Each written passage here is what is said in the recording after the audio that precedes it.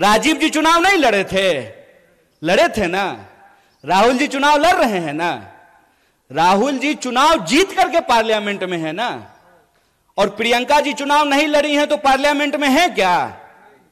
तो यह परिवारवाद की नई कहानी हमको सुना रही है। तो आप सब अपने मन में विचार कीजिए।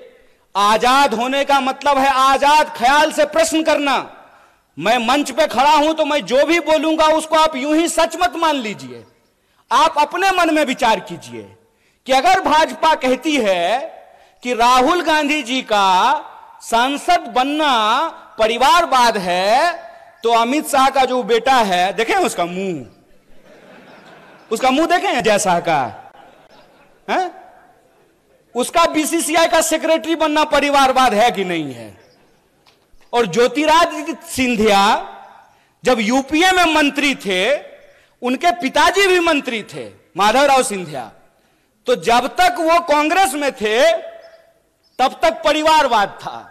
और जो ही मोदी जी के बगल में जाकर के बैठ गए हैं तो ताली बजा रहे हैं।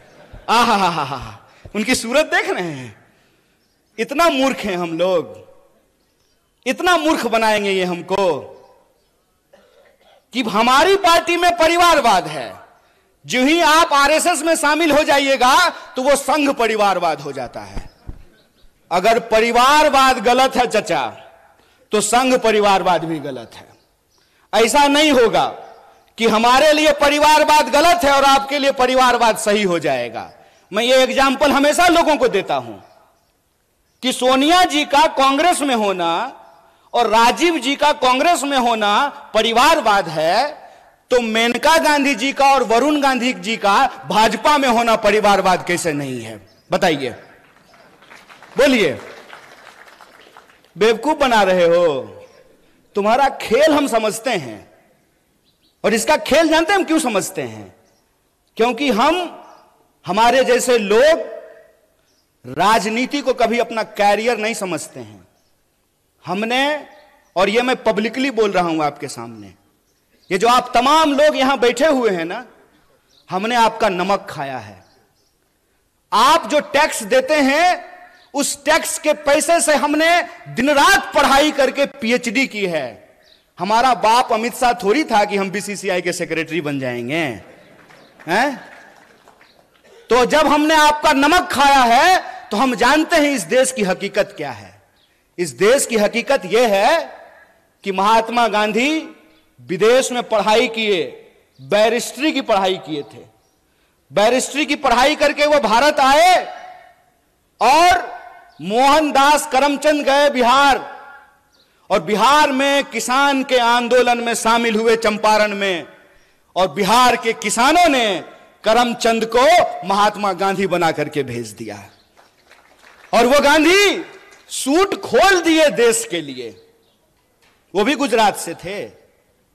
एक गुजरात के गांधी सूट खोल दिए देश के लिए, एक गुजरात के मोदी 10 लाख का सूट पहन लिए दोस्त के लिए। यही हकीकत है ना।